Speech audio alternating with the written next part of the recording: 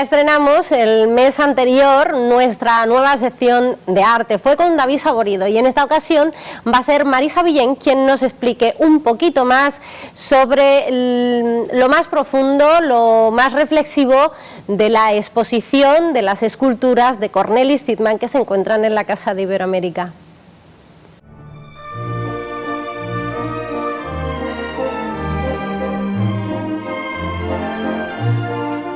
Pues hoy vamos a hablar de la obra de Cornelis Tiedemann, pero la vamos a abordar desde el punto de vista de sus inicios, cuál es la formación que él recibió en sus estudios en Holanda y cómo de alguna manera esa influencia pues la podemos ver en alguna de sus obras. Recordar que él estudia en la Academia de Bellas Artes de La Haya por su afición al dibujo, en el que destacó desde pequeño, y por eso sus padres pues lo enfocaron a esos estudios con la idea, más que dedicarse a lo artístico, pues que de alguna manera pudiera aplicar esos conocimientos al mundo de la construcción, que precisamente era el sector en el que su familia se desenvolvía profesionalmente. Él destaca en la pintura por una enorme afición, pero sin embargo parece ser que en esa época el dibujo y la escultura o el modelaje se le resisten. Aún así, pinta y pinta, se esfuerza y absorbe de alguna manera los conocimientos clásicos a la hora de dibujar y esculpir, y eso lo vemos reflejado en algunas de sus obras que muchas veces pasan desapercibidas cuando nos encontramos con el mundo tiedemanniano. Nos gustaría destacar la serie de relieves que realiza Tiedemann, en los cuales está aplicando una técnica que aparece en la historia del arte desde época medieval, y son pintar desde arriba o esculpir desde el suelo. Las esculturas yacentes, la Piedad, algunas vírgenes que tenemos en la memoria y algún otro tipo de obras, siempre destacan porque la visión del espectador está desde arriba. Pues con esta serie de relieves que están realizados en resina, ese elemento clásico lo retoma Tiedemann y nos muestra, sin embargo, una temática donde destacan la desnudez de los personajes y de las figuras, y que están en la mayor parte de los casos tapados por una sábana imaginaria o no, en la cual destaca el tratamiento de los relieves y de los tejidos. Esto también es una técnica que viene desde la antigüedad, desde los antiguos grecios, la técnica de los paños mojados, y que en el caso de Tiedemann nos deja con la duda de si esa especie de sábanas o telas que están cubriendo a esa pareja que se abraza con emoción, a ese niño que se estira en la cama, a esos personajes que se acurrucan a la hora de la siesta o de la noche, si realmente se están ocultando deliberadamente, o si por el contrario nos están mostrando también deliberadamente cómo es su cuerpo y cómo están acostados en la cama. Otra parte importante de Tiedemann es la atención que le presta a temas de su memoria, sobre todo de su infancia, sobre todo de una antigua leyenda que había en una antigua fortaleza en Leiden, de que había una condesa que escribía cuentos y pintaba, y ese recuerdo de alguna manera lo reelabora, pero en vez de llevarlo a una escultura de pequeño formato, como podría ser un relieve o esculpirla en bronce, quiere construirlo como una figura monumental hecha en resina blanca, en el que cuando la veamos casi la imagen de una Venus, de una aparición casi fantasmal, como es la gran holandesa, escultura con la cual Tiedemann tuvo muchos problemas, puesto que intentaba hacerla una y otra vez, no quedaba contento con el resultado y no tuvo ningún problema en destruir esa imagen que había realizado por 3 veces y volver a empezar. Decía que para construir había que destruir primero. Pues bien, representa una Venus que recuerda a esas Venus de la Grecia antigua, cubierta por una leve túnica. Es una imagen que, a pesar del tamaño y de esa monumentalidad de la cual le dota Zidman consigue que veamos un aire sagrado, que casi está bailando o danzando como esas diosas vestales en la antigua Grecia. La dota de un aire etéreo y, sobre todo, y lo más importante que tienen todas estas culturas, ese aire intemporal. No me gustaría finalizar estos pequeños apuntes de Zidman sin hacer referencia a los dibujos. Para él dibujar y pintar era importante, y cuando empieza a dibujar sobre el papel volúmenes, formas y desnudos, se da cuenta de que algo está cambiando en su inquietud artística. De hecho, le comunica a su mujer: Vera, estoy dibujando, porque, como dije al inicio, él odiaba dibujar al principio. Pues bien, él entiende que la escultura es un dibujo en movimiento. Cuando empieza a realizar estos dibujos, estos esbozos, estos trabajos preparatorios, él sabe que va a ser escultor y que es la escultura el camino artístico por el que va a seguir finalmente.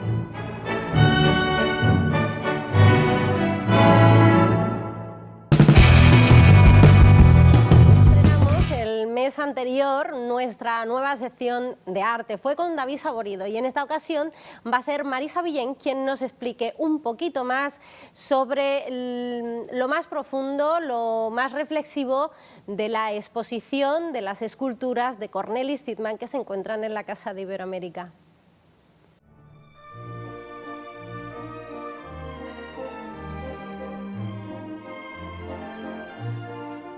Pues hoy vamos a hablar de la obra de Cornelis Zidman, pero la vamos a abordar desde el punto de vista de sus inicios, cuál es la formación que él recibió en sus estudios en Holanda y cómo de alguna manera esa influencia pues la podemos ver en alguna de sus obras. Recordar que él estudia en la Academia de Bellas Artes de La Haya por su afición al dibujo, en el que destacó desde pequeño, y por eso sus padres pues lo enfocaron a esos estudios con la idea, más que dedicarse a lo artístico, pues que de alguna manera pudiera aplicar esos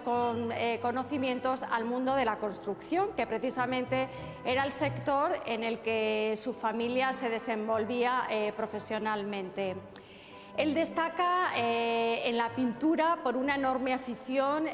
pero sin embargo parece ser que en esa época el dibujo y la escultura o el modelaje se le resisten. Aún así, pinta y pinta, se esfuerza y absorbe de alguna manera los conocimientos clásicos a la hora de dibujar y esculpir, y eso lo vemos reflejado en algunas de sus obras que muchas veces pasan desapercibidas cuando nos encontramos con el mundo zidmaniano. Nos gustaría destacar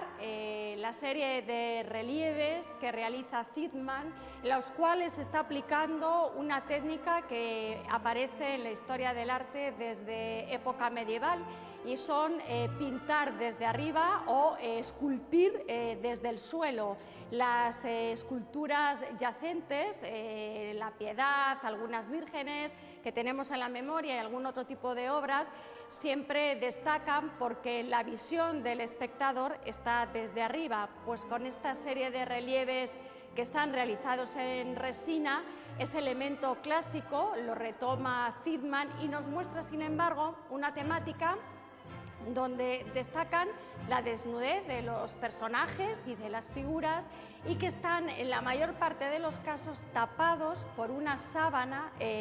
imaginaria o no, en la cual destaca el tratamiento de los relieves y de los tejidos. Esto también es una técnica que viene desde la antigüedad, desde los antiguos grecios, la técnica de los paños mojados, y que en el caso de Zidman nos deja con la duda de si esa especie de sábanas o telas que están cubriendo a esa pareja que se abraza con emoción, a ese niño que se estira en la cama, a esos personajes que se acurrucan a la hora de la siesta o de la noche, si realmente se están ocultando deliberadamente, o si por el contrario nos están mostrando también deliberadamente cómo es su cuerpo y cómo están acostados en la cama. Otra parte importante de Zytman es la atención que le presta a temas de su memoria, sobre todo de su infancia, sobre todo de una antigua leyenda que había en una antigua fortaleza en Leiden, de que había una condesa que escribía cuentos y pintaba, y ese recuerdo de alguna manera lo reelabora, pero en vez de llevarlo a una escultura de pequeño formato, como podría ser un relieve o esculpirla en bronce, quiere construirlo como una figura monumental hecha en resina blanca, en el que cuando la veamos casi la imagen de una Venus, de una aparición casi fantasmal, como es la gran holandesa, escultura con la cual Zytman tuvo muchos problemas, puesto que intentaba hacerla una y otra vez, no quedaba contento con el resultado y no tuvo ningún problema en destruir esa imagen que había realizado por 3 veces y volver a empezar. Decía que para construir había que destruir primero. Pues bien, representa una Venus que recuerda a esas Venus de la Grecia antigua, cubierta por una leve túnica. Es una imagen que, a pesar del tamaño y de esa monumentalidad de la cual le dota Zytman, consigue que veamos un aire sagrado, que casi está bailando o danzando como esas diosas vestales en la antigua Grecia. La dota de un aire etéreo y, sobre todo, y lo más importante que tienen todas estas culturas, ese aire intemporal. No me gustaría finalizar estos pequeños apuntes de Zytman sin hacer referencia a los dibujos. Para él dibujar y pintar era importante, y cuando empieza a dibujar sobre el papel volúmenes, formas y desnudos, se da cuenta de que algo está cambiando en su inquietud artística. De hecho, le comunica a su mujer: Vera, estoy dibujando, porque, como dije al inicio, él odiaba dibujar al principio. Pues bien, él entiende que la escultura es un dibujo en movimiento. Cuando empieza a realizar estos dibujos, estos esbozos, estos trabajos preparatorios, él sabe que va a ser escultor y que es la escultura el camino artístico por el que va a seguir finalmente.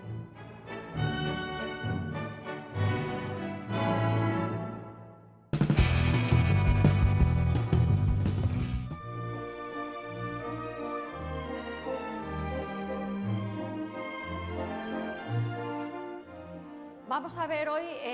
esos personajes que pueblan el mundo zytmaniano, que son las mujeres. Mujeres universales, mujeres atemporales, pero que tienen 3 características en la obra de Zytman. Son mujeres que están en equilibrio,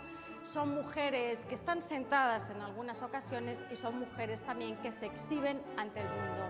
La primera escultura que queremos destacar es una mujer que está sentada al borde de la silla, con lo cual da la sensación de que esa mujer puede levantarse en cualquier momento y al mismo tiempo tiene los brazos cruzados y mira de frente. Precisamente esta escultura, de alguna manera y metafóricamente, hace referencia a que a lo largo de la historia las mujeres siempre han estado sentadas en una actitud pasiva y recluidas en la intimidad de sus hogares, con lo cual tenían poca visibilidad. Pero Zytman da un paso más con esta escultura y, a pesar de que está sentada, sí que le dota de cierta fuerza y al menos nos introduce en la duda razonable de si está a punto de levantarse y que puede acabar con esa actitud pasiva en cualquier momento. De la misma manera, también nos introduce una duda en la siguiente escultura, que es el columpio. El columpio es un elemento objetivo de las esculturas de Zytman, pero es un elemento que también ha estado presente a lo largo de la historia de la pintura. Quien no recuerda, por ejemplo, el columpio de Fragonard o algún columpio de Renoir en el que bellas señoritas se están columpiando. En el caso de Zytman es una mujer que mira otra vez de frente, pero la postura de la cual lo ha dotado, con una pierna flexionada y la otra estirada, nos introduce lo mismo, una duda razonable de si esta mujer no ha decidido dejar que la columpien y tomar ella la acción y, por tanto, lanzarse a columpiarse o frenar ese empujón que alguien le ha dado. Es una metáfora del control, por tanto, de la autonomía de las mujeres, y nos da esa visión, como digo yo, moderna de la mujer que está plasmando Tiedemann en sus esculturas. Otro tercer elemento que tenemos en las mujeres de Tiedemann es que se exhiben sin ningún tipo de timidez y muestran su cuerpo al espectador. Precisamente el Econue es una escultura que además nos muestra a una mujer que está en equilibrio. Si nos fijamos en su pie, todo el equilibrio inestable que tiene está depositado en ese pie, que casi es un pie de una persona que va a incorporarse y enfrentarse al mundo, pero para que parezca más verosímil también hace que se apoye sobre una suave hamaca. Esta escultura tiene una bonita anécdota, que es que parece ser que el expresidente francés, hace ya muchos años, Mitterrand, se encaprichó de esta escultura y se la compró al propio escultor. De hecho, del molde original se hacían una serie de ediciones limitadas y parece ser que Mitterrand compró una de ellas y estuvo cenando con el propio escultor. Le Econue, de alguna manera, con esa actitud, con un cuerpo exuberante en la cual no está tapada y descansa sobre la hamaca, nos muestra la mujer caribeña, la mujer criolla, la mujer que llama la atención en el trópico y en el Caribe a Cornelis Tiedemann, con una actitud de asumirse a sí misma y, por tanto, de tener autonomía. Las mujeres de Tiedemann son siempre universales y siempre nos dejan la sensación de que al final son ellas las que tienen el control y la decisión. La última de las miradas a la colección de Cornelis Tiedemann.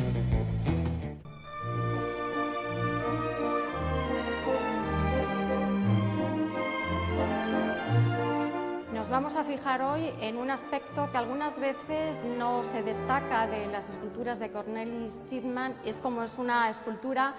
que está apegada a la realidad que él vive y por tanto tiene indiscutiblemente un valor social. Hay una escultura, quizá de las primeras que hizo también, que se llama Familia Viajera, y es una familia con bicicletas, vestidas con ropas que podríamos decir de finales de los años 40, los 50, en los que parece que en algunos momentos están mirando hacia el cielo. Fue el propio Tiedemann que contó que con la ocupación de los nazis en Alemania, Holanda, que era un pueblo y un país muy tranquilo, la gente se echó a las calles y cogió sus bicicletas para ver cómo caían los paracaidistas del cielo. Así que dentro de lo que es la estética de Tiedemann y el gusto que tiene por esculpir esas esculturas en bronce en las cuales los rostros a veces no expresan toda la emoción, crea un conjunto familiar que sí nos puede dar la medida de lo que supuso para el propio Tiedemann, para su familia y para el pueblo holandés de aquel horror que fue la invasión nazi. Pero Tiedemann se traslada a Venezuela, investiga en la escultura, como hemos dicho, crea arquetipos de mujeres, pero también observa cómo es la realidad venezolana y gusta de ir, por ejemplo, a las estaciones de autobuses, incluso a las playas, y ver cómo es ese trasiego de gente, cómo se comportan, qué llevan, cuántos van de la familia. Y por tanto nos está describiendo la realidad de un país de Latinoamérica en el cual hay muchas personas que están luchando por la supervivencia, que tienen que trasladarse toda la unidad familiar en busca de mayor fortuna a otro sitio y que a veces sus enseres y pertenencias personales, como es en la familia viajera que está durmiendo sobre un banco y que casi forman un mismo grupo escultórico, está esperando a que salga su autobús y todas sus pertenencias están guardadas en esas maletas. Esa es la realidad que ve Tiedemann del pueblo venezolano, que tiene que trabajar día a día y buscarse una salida a su situación económica. Precisamente cuenta él que en una fiesta en Caracas, buscando los baños, se encontró abriendo una puerta, lo que él creía que era el servicio, lo que era la habitación de una criada que solamente tenía un camastro, una colcha, y que era una estancia totalmente destartalada. A ese tema de la cama o de la hamaca, Tiedemann le dedica mucha atención, y es por ello que queremos destacar esta escultura que se llama Cama Grande, en la cual ha tratado esta escultura como si estuviera hecha en 3 dimensiones. Es casi una obra expresionista, donde la cara de la mujer está pintada de blanco, es una imagen casi fantasmal, solamente está vestida en la parte superior, está desnuda, el resto del cuerpo, pero es un cuerpo deformado por la violencia de la vida, por esa agresividad que ha sufrido esta mujer, que ha intentado salir adelante, y por eso la parte inferior de su cuerpo, esas piernas, esas rodillas, están totalmente deformados por el sufrir de la vida y por tanto por la dureza de la misma. No hay en esta hamaca un deseo de transmitirnos una visión bella de la vida ni de la mujer caribeña, sino de la brutalidad de esa vida y de la dureza que enfrentan muchas veces el pueblo venezolano. Por tanto, las esculturas de Tiedemann esconden muchas lecturas que a veces cuesta descifrar cuando visitamos la colección.